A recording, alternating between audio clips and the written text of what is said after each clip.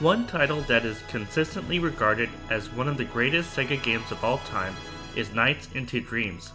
Originally released in 1996 on the failed Saturn console, it was developed by the Sonic team and let players fly around as an androgynous character named NiGHTS, who travels through the dreams of two kids named Claire and Elliot in order to save the world. There is somewhat of a learning curve. Yet, NiGHTS is still highly regarded to this day. Not only is this regarded as one of the greatest Saturn games, but people would argue that this is one of the greatest games of all time. Anyways, Sega later released a remastered HD version on PlayStation 3, Xbox 360, and Windows in 2012. And of course, the Windows version is the one I'm reviewing since it's easy to record footage from Steam games. I'm using an Xbox 360 controller too, as I read this game is difficult to control unless using a gamepad. As far as I can tell, there are 3 dreams for each kid, Claire and Elliot. The player has to progress through each of those 3 dreams, 6 in all including a boss fight, to reach the final dream for each one. But to make the final dream, the player also has to earn a C ranking or higher in each dream. You can tell the Sonic team made this game, because there was also an A through F ranking system in the Sonic Adventure games on Dreamcast a few years later. Crazy Taxi had the same system as well. But in NiGHTS Into Dreams, the player cannot beat this game without achieving those higher rankings, which is frustrating. I just want to go through the level and defeat the boss. Oh well, at least this is a beautiful game. If there is one thing that stands out when playing NiGHTS, it is the gorgeous scenery while flying through each level. It's easy to forget about playing the game and spend time admiring the background instead, as it's filled with vibrant color and scenery. Whether it's the picturesque mountains in Spring Valley, the lush green in Mystic Forest, or maybe the cold winter in Frozen Bell, there is so much to look at that it almost becomes distracting, but in a good way. With the remastered graphics, it looks absolutely spectacular. For a bonus, the developers actually threw in the original NiGHTS too, with the unsharpened graphics. It still looks pretty good on there too, at least for its time. This was 1996 after all.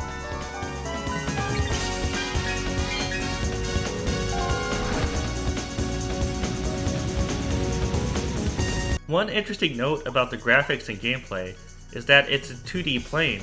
NiGHTS can only move left, right, up and down, and all the directions in between using an analog stick. However, if he wants to check out something in the background, he can't until the game lets him. Or is it her? This character would oddly fit well in today's political climate. The 2 kids in the game are gendered, but not when they become part of NiGHTS. Moving on, from what I've read, the Saturn was not a console proficient in 3D games. The 2D plane fits with what they went for in the gameplay, which is a version of Sonic without the platforming.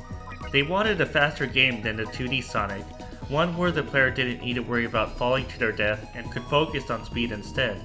But the point of this game is still a confusing mess, at least for me. I did ask for help on the Steam forums. Without double checking the instructions though, here's what I understand about the gameplay. NiGHTS is supposed to collect spheres. In particular, the blue spheres are important. In addition to collecting blue spheres, NiGHTS also has to blow up the pod-looking platforms. There are 4 rounds in each dream before the boss appears, and within each round, NiGHTS collects blue spheres and blows up pods. Am I misunderstanding something? Because I did say I was confused. NiGHTS also goes through rings, and it seems to be a good thing if he can go through several rings in a row. If time runs out, then the kid becomes separated from NiGHTS, and he or she needs to collect the blue spheres on the ground, and maybe blow up another pod, before returning to the suit and letting NiGHTS take over again. This part is actually sort of 3D-ish. As I said earlier though, the overall performance counts. The player needs to earn at least a C or better in each dream in order to make the final dreams of Claire and Elliot, so you don't want to separate from NiGHTS because that will hurt the overall grade. How do you get a better grade?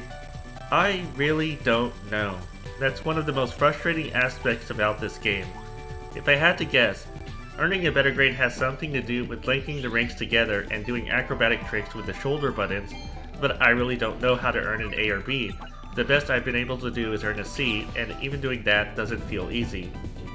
Overall, I'm against tutorials slowing down gameplay, but this game could have benefited from a practice mode of some sort, maybe as an optional thing. It helps to know what the point of a game is. The boss fights aren't easy either, at least not at first. If there's one thing I've learned from boss fights in NiGHTS, It is that the player needs to stay aggressive and attack the boss immediately. Either use the spin attack or latch onto the boss and damage him that way, or attack the surrounding objects first in order to pick up the win. But whatever the attack plan is, don't waste time. Just keep attacking quickly and efficiently. Those boss fights shouldn't pose a problem, at least not in the first 3 dreams of each character.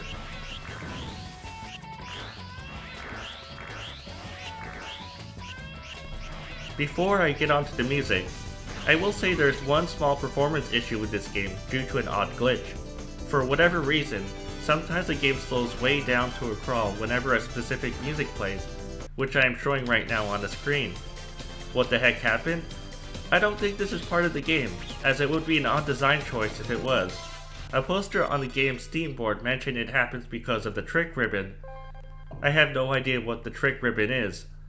I did not own the original NiGHTS when it first came out, so I can't say if anything is different about the soundtrack, although I should know since the Saturn version is in this game. But from the 6 dreams and 6 boss fights I played, the music usually sounded upbeat and catchy. I don't know if there's a truly memorable standout track though, but it sounded fine. I guess I just have high expectations for a Sega soundtrack, as I can remember the music for almost every zone in a game like Sonic the Hedgehog 2. It's when you're done with a game and the soundtrack is still fresh in your mind that you know it had good music. If I had to pick my favorite NiGHTS track though, it's probably the music from Frozen Belle, as it gives a nice Christmas feel.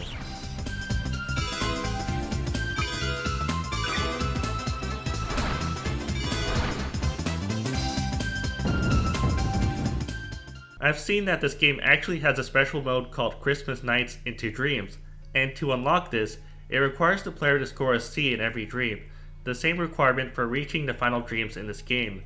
That is not happening with me, so I guess I'll never get to experience the awesomeness of a Christmas-themed night complete with actual Christmassy music. Anyways, to wrap up my thoughts, for a casual player the main reason to play NiGHTS is to fly around and do some cool acrobatic tricks. Even if the rules are hard to follow, just relaxing and flying through the dreams is fun. The controls are great using an Xbox 360 controller, as it makes perfect use of the analog stick to make NiGHTS movements in the air precise and fluid. The music is relaxing, it's just not memorable. But to understand what is going on in NiGHTS, both gameplay and story-wise, takes some time, and that can frustrate gamers who like to know what is going on, or don't pick up things as quickly as others. For that reason alone, I cannot give this game a perfect score, even if it's good. It wins players on charm alone, and that is not a worthless quality as it draws people in. But that is not enough. It needs to be more clear about what is going on and what the storyline is, because that'll help the player enjoy the game better. If NiGHTS Into Dreams is ever released or remastered again in the future, a tutorial level would go a long way towards making this game a perfect 10. For now, I'll give this game an 8.